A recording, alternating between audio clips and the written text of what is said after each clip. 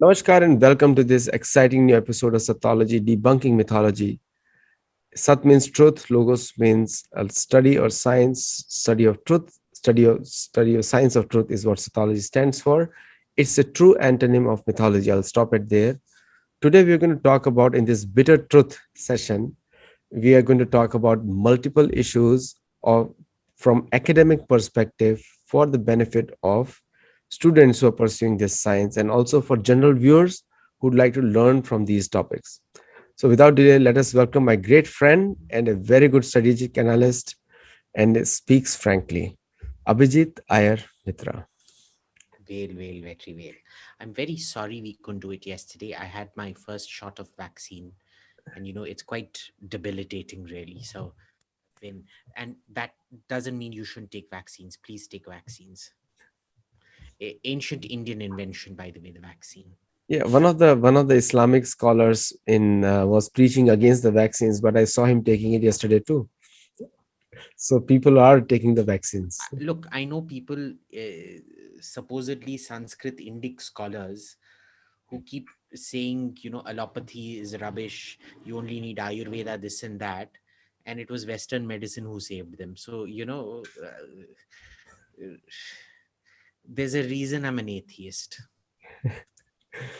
No, many, so when we talk about the issues of social media, which is like a might become a burning issue in the US too, because gradually globally and within US also, the Florida state governor also issued a warning, or actually it passed a law.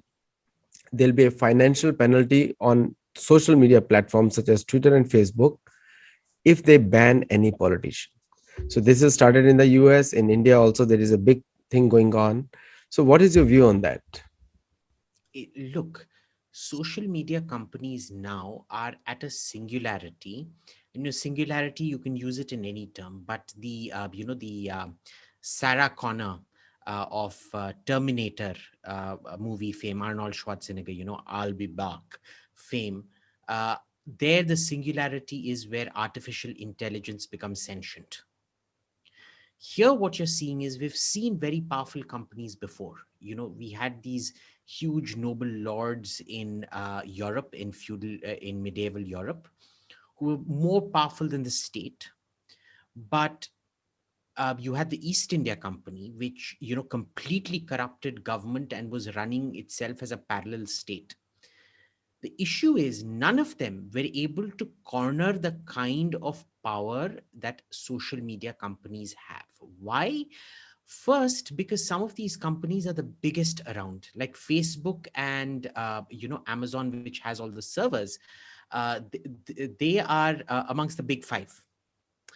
Then what happens is that because of big data, data mining, algorithms, and things like that, they are actually able to influence your behavior and do essentially produce behavior that suits them.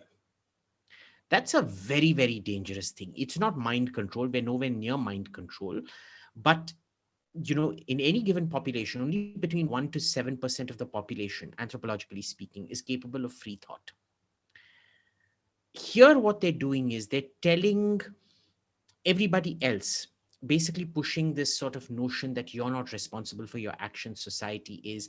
Get angry at society. Do you remember that very famous movie that came out, I think it was in the 80s or 90s, where this guy goes out of his window and he shouts, I'm mad and I'm not going to take it anymore, something like that.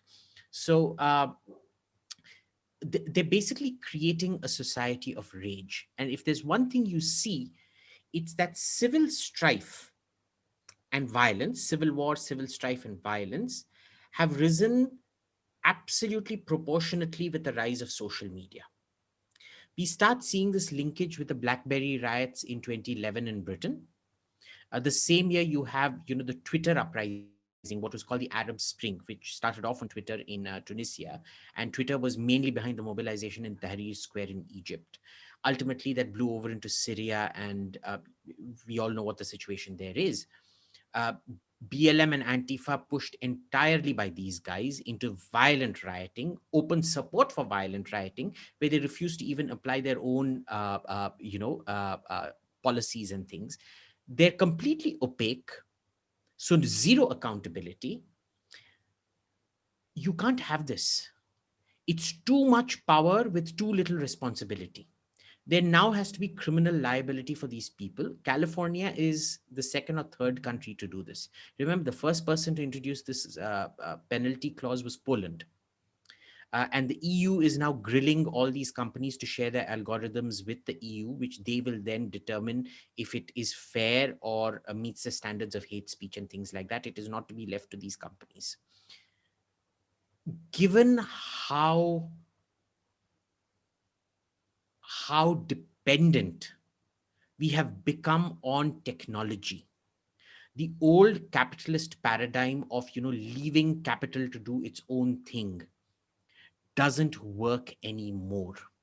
Just like any advanced state needs to have a monopoly on violence, technology is taking away from the state's monopoly on violence, and that needs to be controlled. You're absolutely true, because social media apps have become the second arm of the world's democracy, America, to change governments now, which has happened in entire Arab Spring. It happened in Burma, happened in some African countries also. Now coming back to the Indo-China issues, the borders areas, because um, yes, Sorry, just to add something very quickly. I love guns. uh, we have plans to go shooting and things like that. I literally salivate over guns. That's because I'm not a psycho bloody serial killer who isn't going to go into a depression and go shoot kids in school. And I have huge problems with American gun laws because it's always taken away from the American state's monopoly on violence. Isn't it surprising that the same people who oppose gun laws are also opposing controls on social media companies, which create a lot of the situations where ultimately gun laws will be exploited to cause mass casualties? There's that fundamental hypocrisy in that this Democrats versus Republican narrative on guns versus social media, number one. And the second problem with this whole s- social media debate is that there is this they keep coming up with this. The counter argument to it is that when Germany anschlussed Austria, when Germany annexed Austria, they took away people's guns, which is why you were not able to resist the Nazis from taking over. With all due respect, if a foreign power decides to take you over, or if the civilian controlled military establishment decides to declare martial law, you're not going to be able to fight them with guns. That is such a ludicrous argument. I mean, what would the Austrians have done? Thrown Wiener Schnitzel at them? Thrown bloody what's that cake called? Sacher torte at them? I mean, it's a joke. What were they going to do? Fire Glocks at Stukas, dive bombing you from the air? Fire rifles at German panzers coming and shelling the living daylights out of you? It's a dumb argument. It doesn't work. Because then the counter argument to that is every individual, every household shouldn't just have a gun. They should have a tank. They should have a nuclear weapon. They should also have a uh, uh, uh, F-16 or F-15 or what have you to create deterrence. So it's anyway. your point is very valid, because the dharma and also American law, they profess more on self protection. It is a duty of the head of the family to protect their own family, which Sanatan Dharma also stands, and which the American politicians also stand. The original founders of America also stood for that, because it is essential for to protect the freedom of people. Very clear. So that's where Sanatan Dharma and they unite also. Now coming to this second point of Indo-China issues and also US-China issues, because now we see that externally US is taking a lot of actions on China, but internally there is something else also going on. Whereas in Indo-China case, it's very real. Everything is real. What is your view on that? I think India is getting compromised by China, like the levers of government are compromised. But in spite of that, I think we've done a damn good job preventing Chinese influence from creeping in too much.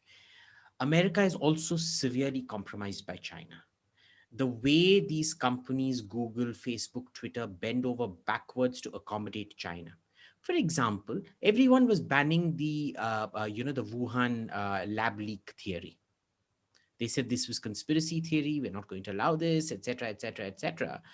YouTube has removed several videos that have been critical of China, demonetized videos critical of China, so on and so forth. And some of it, the demonetization at least, not the removal, the demonetization is because companies didn't want their ads appearing, which would then be used against them by the Chinese authorities. Uh, but the way in which American corporates have just caved into China is just amazing. The thing is, there are still barriers against China. For example, there are export restrictions. There are restrictions on what China can buy or not buy in terms of American technology and companies. There's several restrictions on some courses, on some high technology courses that Chinese students are not allowed to take. How is it going to go? Is it going to get compromised? Not, we don't know. I thought we had a good wall against China, but the power of money is 30 pieces of silver.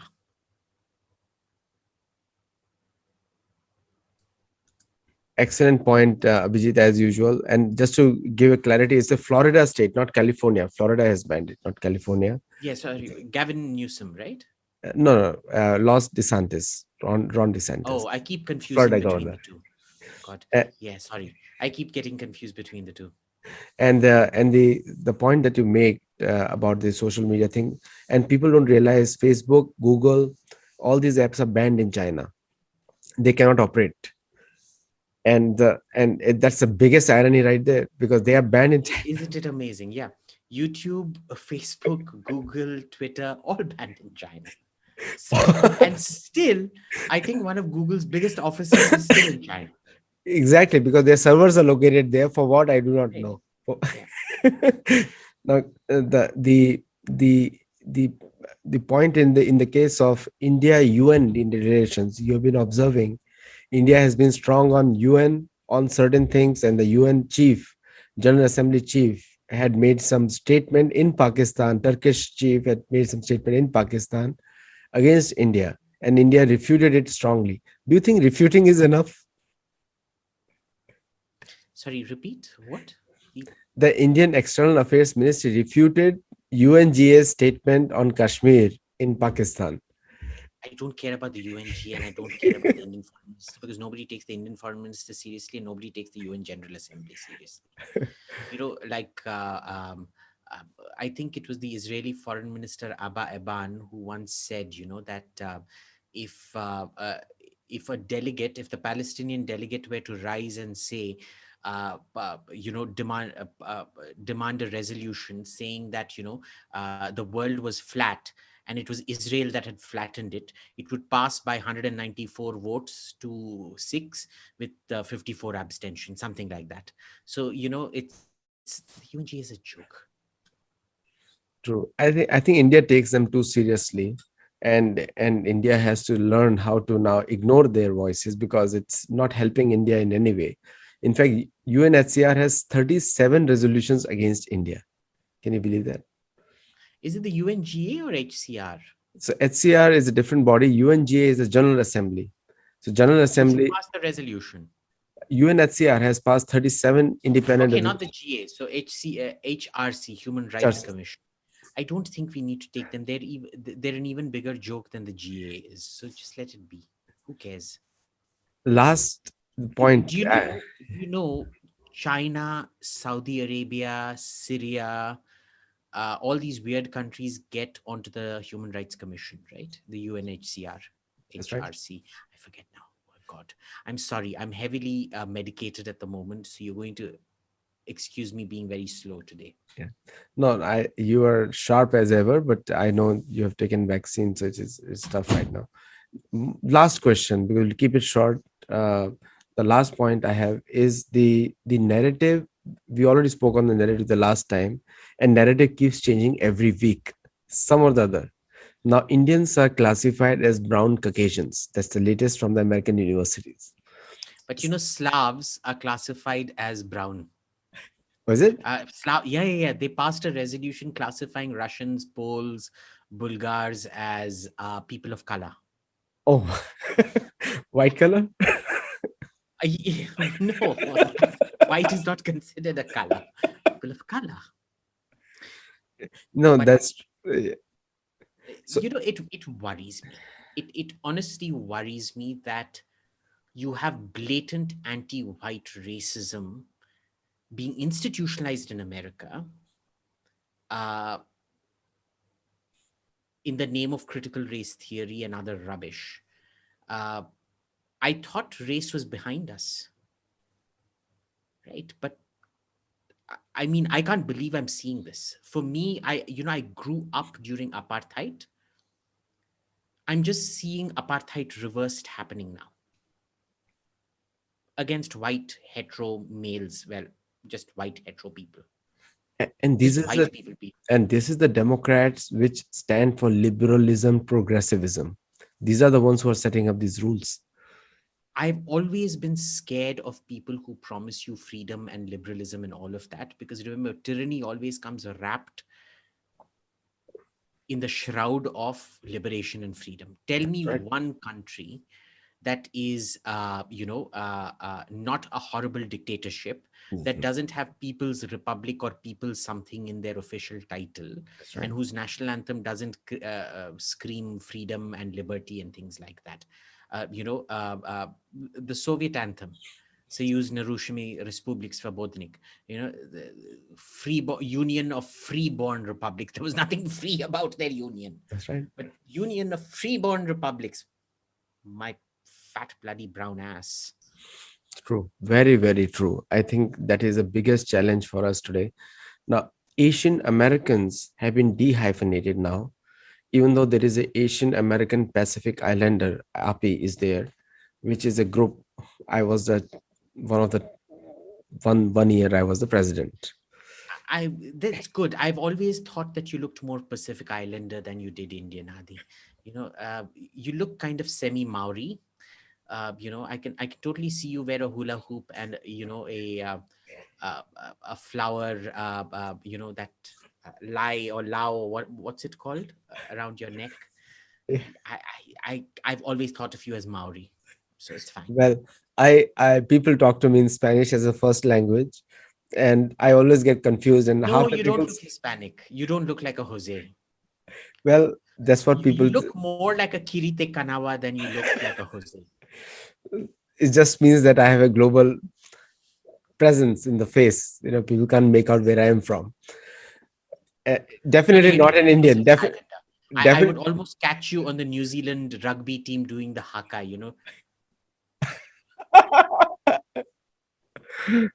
Well, that is the problem of my life here, because people think all, but it's good for me, good for all of us, multicultural. Now, the Asian American hyphenation from Indian American word has gone. South Asian has come in, and the hyphenation is complete now. But there is no remarks by the Indian government on American classification. When Americans do something on India, they can talk about CAA or anything else which India does, but there is no Indian view on these core issues. Why is that? Are they missing out, or they don't understand? No, it's just that we don't care. Number one. Number two, it's a question of we don't have the kind of in-depth research on America, the systematic in-depth research on America that we should do. And there is no coordinated prognostication and future forecasting department within the MEA, right? The policy planning division is very weak. Uh, I mean, when your diplomatic service is so small, where do you have the time to get proper inputs and plan your future? So, they never look at these things. This is a blatant racism against Indian Americans, and particularly people with non-Christian background. Well, I mean, they voted for Biden. I mean, what, 70-80% of them voted for Biden. You're getting your comeuppance. Enjoy it. True. It was the last point, but one more thing I'll just add here. One more thing I'll ask you: is India, uh, protecting Myanmar, or they have no policy on Myanmar right No, now? we do protect Myanmar, and we protect Myanmar for a very good reason, is to prevent it from going to China's hands. Thank Okay, you so so much. we've Yes, always given Myanmar that leverage, that your internal policies are your internal policies as long as they don't affect us. It became an issue when the entire Rohingya thing was happening. But remember, if you actually look very carefully at the entire Rohingya issue, it was the Rohingyas that started it with massacres of Burmese troops. And then Burma reacts the way it does, which is the way any third world country would, which is, when you can't do just target military targets, especially when, those terrorists are hiding behind civilians, deliberately hiding behind civilians, just like Palestinians were doing in Gaza, or well, Hamas was doing in Gaza. The Palestinians are the victims out here. We should be commiserating with them. What do you do? That is how third world fights wars, right? So yes, and we should continue to protect Burma, because Burma has managed to keep China out very, very successfully. And we can't have these newfangled notions of people sitting 6,000 to 12,000 kilometers away, determining what should happen in Burma, which directly affects us but does not directly affect them. true, very true. Thank you so much, Abhijit. I know you are not well, and you already told me the time limits, and we are up the time limit right now. And for all the viewers who are big fans of Abhijit, do comment on it. And last video, thank you for making it so big, widespread, and I think Bitter Truth is going far. And so do comment there, let us know your feedback, and also watch a playlist dedicated to Abhijit Iyer on the Sattology channel. Thank you. Namaskar. Okay. Thank you. Well, well, well, well.